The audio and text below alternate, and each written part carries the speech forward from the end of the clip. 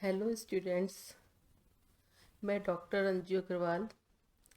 आज हम BSc part second physical chemistry paper third में थर्मोडायनामिक्स के अंतर्गत entropy changes in ideal gases के बारे में पढ़ेंगे।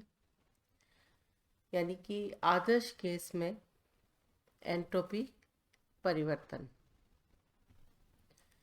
जैसा कि हम जानते हैं कि किसी भी निकाय के गुण या उसकी अवस्था को हम निकाय के कंपोजिशन, ताप, दाब व आयतन के द्वारा व्यक्त करते हैं और ये सब एक अवस्था फलन है या अवस्था को व्यक्त करते हैं। तो यहाँ पर एंट्रोपी भी एक स्टेट फंक्शन है। तो हम निकाय की एनोट्रोपी, निकाय की अवस्था अर्थात ताप, दाब और आयतन के साथ बदलती है। तो यहाँ पर आदर्श गैस के लिए एंट्रोपी परिवर्तन का मान तीन वेरिएबल्स पी, वी और टी में से किन्हीं दो पर निर्भर होता है।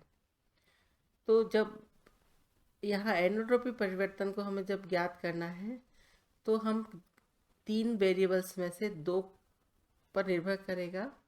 तो हम यहाँ पर कोई दो, इन तीनों में से दो को हम वेरिएबल्स को लें।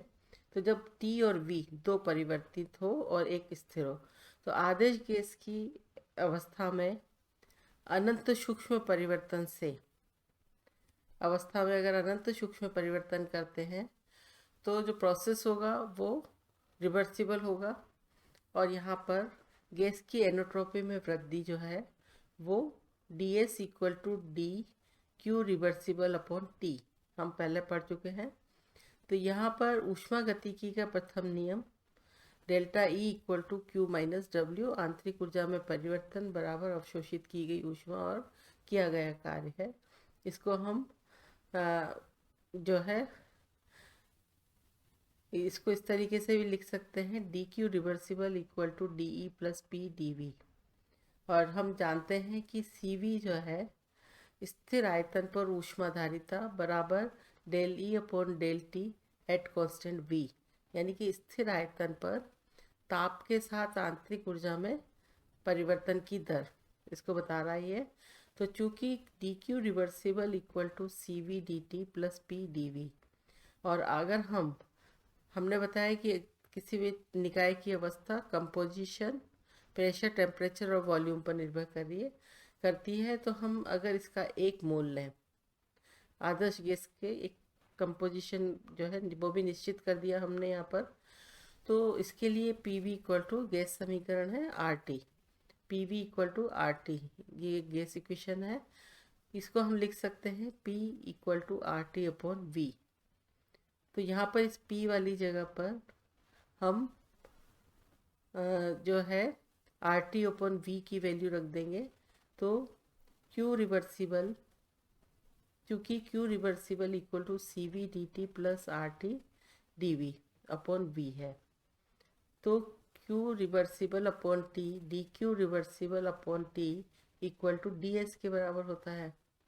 तो बराबर सी वी, मतलब हम इस इक्वेशन में हम दोनों तरफ से सभी क्वांटिटीज को टी द्वारा डिवाइड करें तो हम इस इक्वेशन को हम इस तरह से भी लिख सकते हैं, D Q reversible upon T equal to D S equal to C V D T upon T plus R, ये टी कैंसिल हो जाएगा, नीचे टी से डिवाइड कर रहे हैं तो R D V upon V. तो निकाय की सीमित अवस्था परिवर्तन के लिए अगर एंट्रोपी परिवर्तन डेल्टा एस है तो उपरोक्त समीकरण को उसकी प्रारंभिक और अंतिम अवस्थाओं की सीमाओं में समाकलन करके प्राप्त किया जा सकता है। क्योंकि ये स्टेट फंक्शन है, एनोट्रोपी जो है स्टेट फंक्शन है। इसका मतलब ये है कि एंट्रोपी में जो वृद्धि है वो निकाय के प्रारंभिक और अंतिम सीमाओं में, मतलब एक अवस्था से दूसरी अवस्था में परिवर्तन से जो एंट्रोपी में परिवर्तन होगा, या हम कहें कि एंट्रोपी एक स्टेट फंक्शन है जो कि उसकी इनिशियल और फाइनल स्टेट पर ही निर्भर करती है, उस पथ पर निर्भर नहीं करती जिससे कि परिवर्तन हो रहा है। तो हम यहाँ पर दो सीमाओं के बीच में इसका समाकलन करते हैं। तो delta S equal to S2 minus S1 equal to CV। T1 से T2 के बीच में इसको dt अपॉन टी को हम इंटीग्रेट करें, plus R B1 to B2 dB upon D1, यानी इंटीग्रेट कर रहे हैं हम B1 से B2 के बीच में किसको, dB अपॉन B को। तो ये इक्वेशन जो है, इसमें इस ताप परिसर में अगर CV को स्थिर मान लिया जाए तो हम इसको लिख सकते हैं डेल्टा एस इक्वल, लिखेंगे इसको सॉल्व करेंगे तो ये इक्वेशन मिलेगी CV log T2 upon T1 plus R log B2 upon B1। तो डेल्टा एस इक्वल टू इसको हम लिख या इस तरह से भी लिख सकते हैं CV log T2 upon T1 plus 2.303 R log B2 upon B1।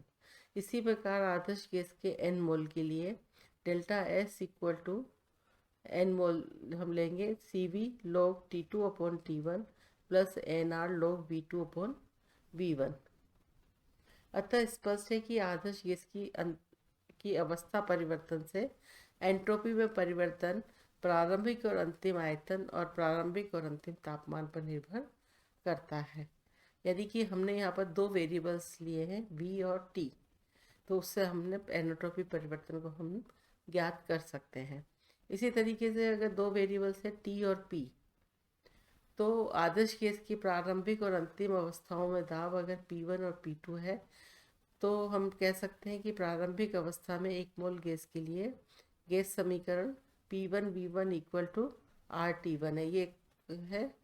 ये गैस इक्वेशन जो है वो एक अवस्था समीकरण है, कहलाती है इक्वेशन ऑफ,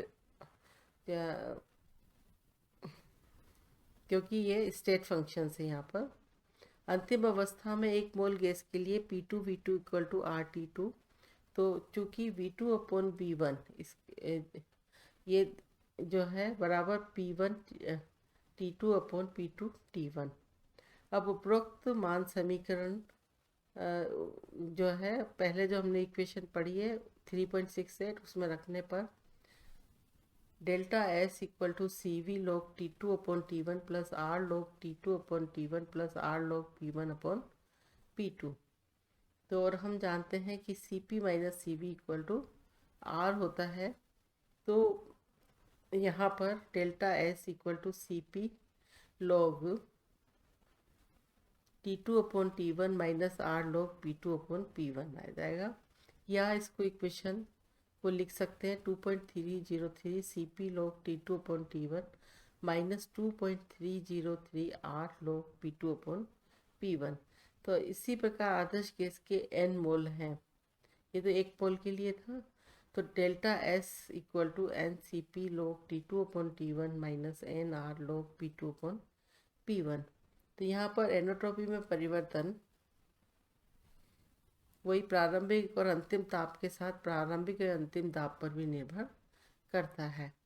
तो यहाँ पर समीकरण, इस समीकरण और ऊपर जो हमने समीकरण 3.69 का था, तो इसका उपयोग आदर्श गैस के लिए एनोट्रॉपी परिवर्तन की गणना के लिए किया जाता है। और विभिन्न परिस्थितियों में ये समीकरण निम्न रूप ले लेती हैं। जैसे अगर समदाबी प्रक्रम जो कि स्थिर दाब पर होता है तो P1 बराबर P2 है, तो समीकरण इस वाली समीकरण से P1 बराबर P2 है, तो ये बराबर हो जाएगा। तो delta S P equal to NCP log T2 upon T1 के बराबर हो जाएगा। इसी तरीके से अगर आयतनी प्रक्रम, यानी कि प्रक्रम अगर स्थिर आयतन पर हो रहा है तो V1 इक्वल टू V2, तो ये समीकरण delta S B equal to NCV log T2 upon T1 के बराबर होगा। अगर प्रक्रम स्थिर ताप पर होता है, यानी कि आइसोथर्मल है, तो T1 बराबर T2 होगा। तो समीकरण 3.69 और 3.71 से delta S T equal to NR log V2 upon V1 equal to minus NR log V2 upon P1। चूँकि प्रसरण जब, यानी कि गैस का प्रसार होता है, तो प्रारंभिक अवस्था में गैस का आयतन V1 और अंतिम अवस्था में आयतन V2 है। क्योंकि प्रसरण में B2 is greater than B1 या P1 is greater than P2, अतः डेल्टा ST धनात्मक होगा, अर्थात समतापीय प्रसरण में एंट्रोपी बढ़ती है। इसके विपरीत संकुचन में B1 is greater than B2 या P2 is greater than P1 हो, अतः डेल्टा ST ऋणात्मक होगा, अर्थात समतापीय संकुचन में एंट्रोपी घटती है। द एंट्रोपी ऑफ मिक्सिंग, कि आदर्श गैस के एक मोल के लिए एंट्रोपी परिवर्तन ds equal to CV dt upon T plus R dV upon V यह होता है। तो उपरोक्त समीकरण का जब हम समाकलन करेंगे तो S equal to CV log T plus R log V plus S0, ये समाकलन स्थिरांक है और CV भी कांस्टेंट है। तो Cp minus CV equal to R तथा V equal to RT upon P है। तो इस समीकरण में इसका मान रख देंगे तो हमें जो इक्वेशन मिलेगी वो S equal to CP log T minus R log P plus R log R plus S0। तो S या S equal to CP log T minus R log P plus S0 dash, यहाँ S0 dash equal to R log R plus S0 जो है, इनका योग बराबर S0 S dash के बराबर है, जो कि एक अन्य स्थिरांक है। गैसों के मिश्रण वाले निकाय की एंट्रोपी, अगर गैसों का मिश्रण है किसी सिस्टम में तो उसकी एनोट्रोपी मिश्रण में विद्यमान अवयवों के दाबों पर उनकी व्यक्तिगत एंट्रोपियों का योग होती है। यानी पृथक अवयव के लिए एंट्रोपी अलग अलग होगी और अलग अलग दाब पर एंट्रोपी अलग अलग होगी। तो उन सभी एंट्रोपी का योग जो है वो गैसों के मिश्रण वाले निकाय की एंट्रोपी के बराबर होगा। यदि N1 N2 N3 आदि मिश्रण में उपस्थित विभिन्न गैसों के मोलों की संख्या है और P1 P2 P3 आदि क्रमशः उनके आंशिक दाब हैं, तो गैसों के मिश्रण की एंट्रोपी निम्न समीकरण द्वारा दी जा सकती है। S equal to N1 CP log T minus R log P1 plus S0 dash plus, इस इक्वेशन से हम दे सकते हैं। तो इस इक्वेशन को हम लिख सकते हैं S equal to summation of N CP log T minus R log P plus S0 dash. तो आदर्श गैस का आंशिक दाब बराबर small p equal to x into P, कुल दाब और गैस के विशेष की मोल के भिन्न है और कुल दाब है। तो समीकरण में इसमें p का मान रखेंगे तो summation of n CP log T minus R log x minus R log P plus S0 dash. तो आदर्श गैस के मिश्रण की एंट्रोपी को बताता है ये। तो आदर्श गैसों के मिश्रण की एंट्रोपी तथा भिन्न भिन्न गैसों की दाब P पर एंट्रोपियों के योग के अंतर को मिश्रण की एंट्रोपी कहते हैं। अतः डेल्टा S मिक्सिंग जो हम इस इक्वेशन से बताएं तो बराबर minus R summation of N log x। तो R N1 log x1 plus N2 log x2 plus, इसको हम लिखेंगे इस तरीके से, जहाँ N1I और X1I मिश्रण में उपस्थित प्रत्येक अवयव के मोलों की संख्या और उनकी मोल भिन्न को दर्शाते हैं। यदि मोलों की कुल संख्या है ये और इनकी जो है हम मोलों की कुल संख्या से डिवाइड करें तो ये संख्या बराबर हो जाएगी 1 के। तो x1 plus x2 plus x3, तो समेशन ऑफ xi बराबर 1।